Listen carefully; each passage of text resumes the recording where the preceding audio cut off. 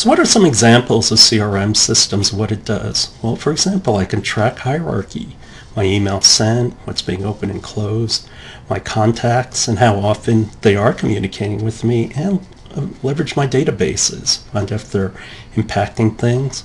Maybe they're buying certain features of certain products over others. Again, all this data feeds back to me. Why are templates so important? And this is the other thing that a CRM system does. It defines a process where you can sell to the customer. And why are processes so important? Because you do the same thing every time. It's not dependent on what people feel like or something like that. There's a system in place.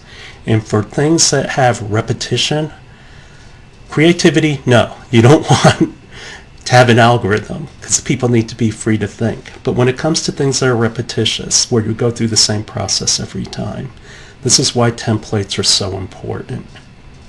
And what they do is it gives you consistency, you don't waste money, and it simplifies the entire process for everyone. And so in that sense, CRM is used as an internal tool. Now in terms of making a strategy for CRM, first you have to think about, well, what's my vision? What is it that I want to do? Based on that vision, what are my objectives? What's my marketing strategy? How is this going to correlate to what I do? Who are the people who are going to do it? How are we going to measure ourselves? What are the things that we need to do first? And come up with a roadmap. And so you go through those steps when you're developing your strategy. In terms of return on investment, CRMs are very useful for the simple reason that by having cloud solutions, everybody can access it from anywhere, save money that way. It integrates everything together. A lot of these systems have automated reporting, so it'll summarize the data for you. And it'll track your customers, and it'll alert you when you're losing customers because you haven't heard from them in a while. So the other part of the churn is, how do I retain my customers? How do I make sure that they don't go away? And so I need outreach things that I can do are things like outreach programs, product updates, contests and events. Stimulate people, make sure they don't forget you. Information, or have loyalty programs. And well, let's see, 2 nights ago I went to Chick-fil-A for my grandson's birthday, and I think I mentioned this, his dad was using an app, and in that app there's all kinds of discounts and everything else if you use the app, and they make a game out of it. Every time you buy something you get a little click, and maybe you're going to win a cookie or something. But you have to think about it as a relationship. For those of you who aspire to be managers someday, everybody wonders, well, how can I remember all this management stuff? Well, at its simplest form, it's a relationship. And a relationship is about, is each party's needs are being fulfilled. The other part of a relationship is that everybody has to win. And that's that if somebody wins and somebody loses, then it's not a good relationship. Now, that's personal relationship. Business relationship, it happens all the time. And so in terms of digital CRM, what do? We get intelligence, we analyze it, we formulate our strategy, and then we track what we do. And based on that feedback, we change things. Looks familiar, doesn't it? Yeah, things follow the same pattern. And this is why I emphasize so much about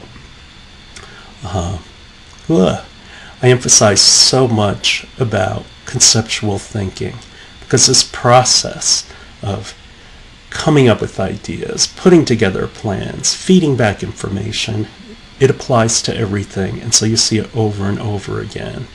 This is part of the reason why Dr. Cho could serve as an electrical engineer and a chemical engineer, because a lot of the concepts are same. You just need to recognize what the rules of the games are. And so in terms of data, you can track and manage it, we can analyze it, we can scale it, and dashboards are really important. Why? Because dashboards give us a snapshot of what's going on at that moment. It's clean, it's simple, and we can get it right away. And here's an example of a dashboard. So whether it's graphical or numerical, it tells you everything that you need to know. And not only that, but you can access other information. But these are my main dashboards. And so here's another example. For example, maybe I'm looking at a campaign and I want to see how well it's doing. So these are the key metrics I need to look at.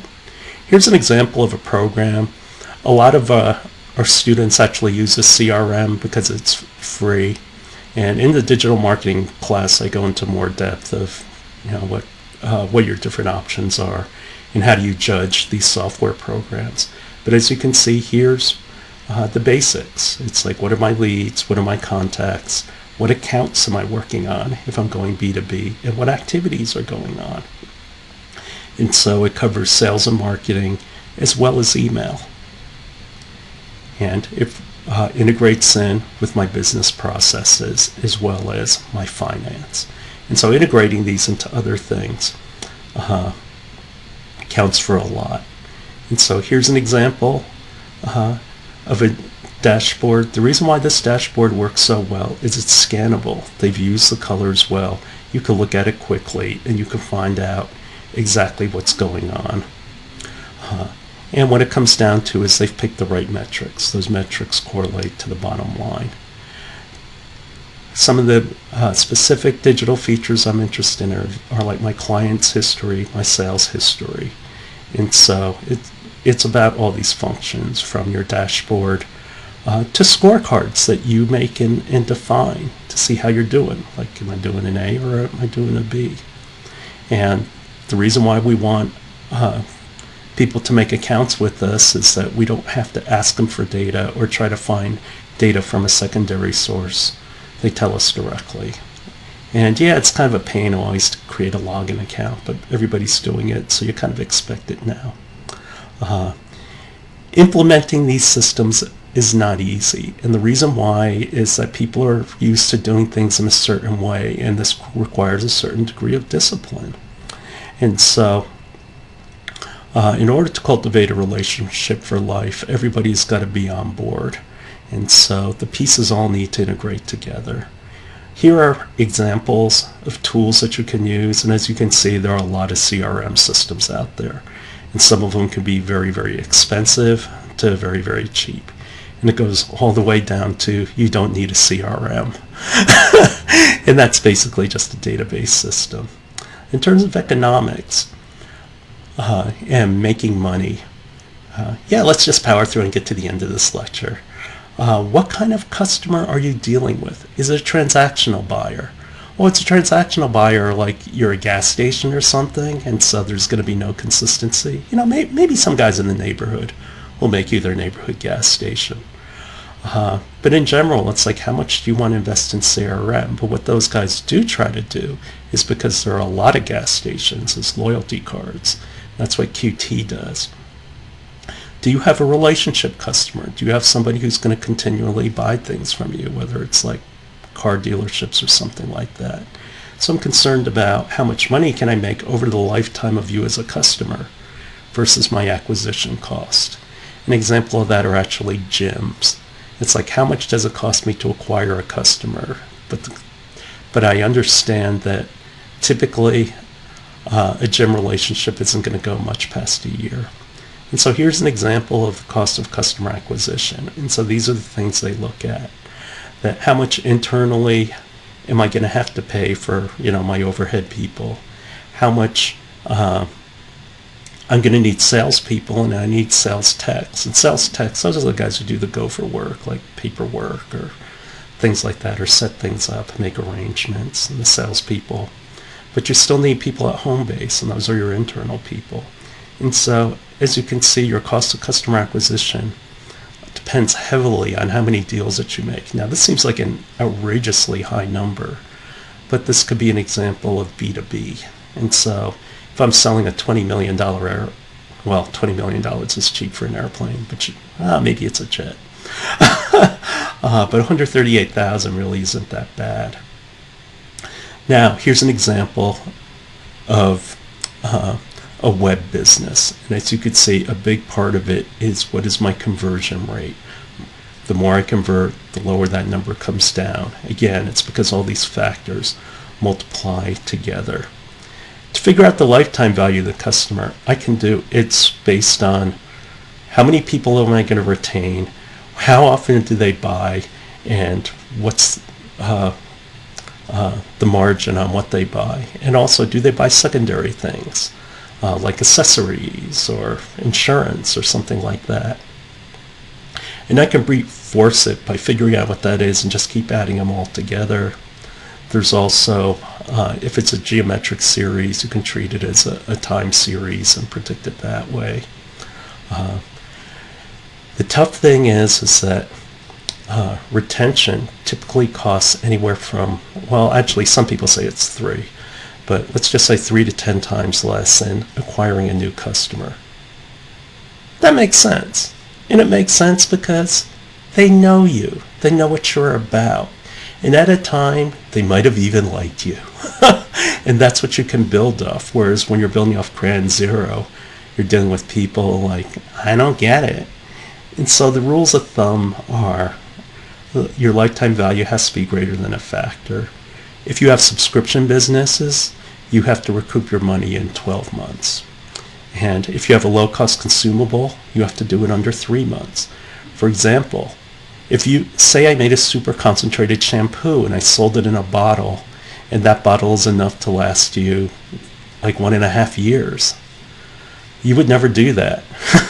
For the simple reason, no, after 1.5 years, your customer is going to forget about you, and then they're going to think about, maybe it's time I change or whatever.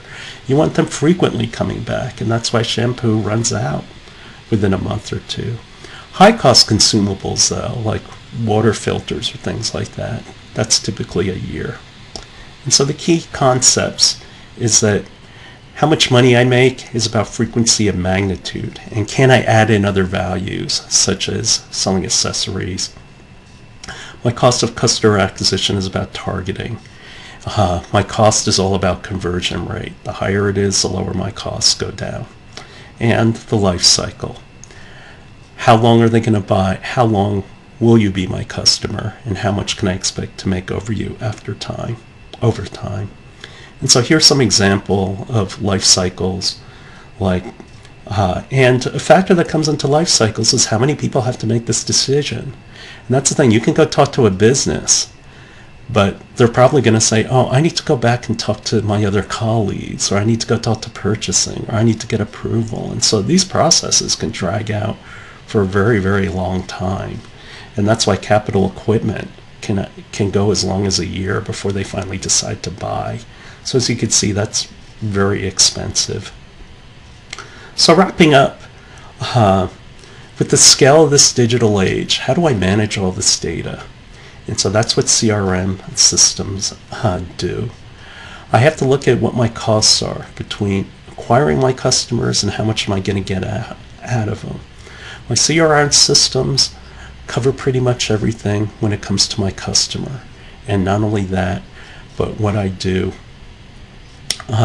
is it helps me, because it helps me create a process. It becomes my internal communication tool of sales. And my CRM allows me to manage a lifetime relationship.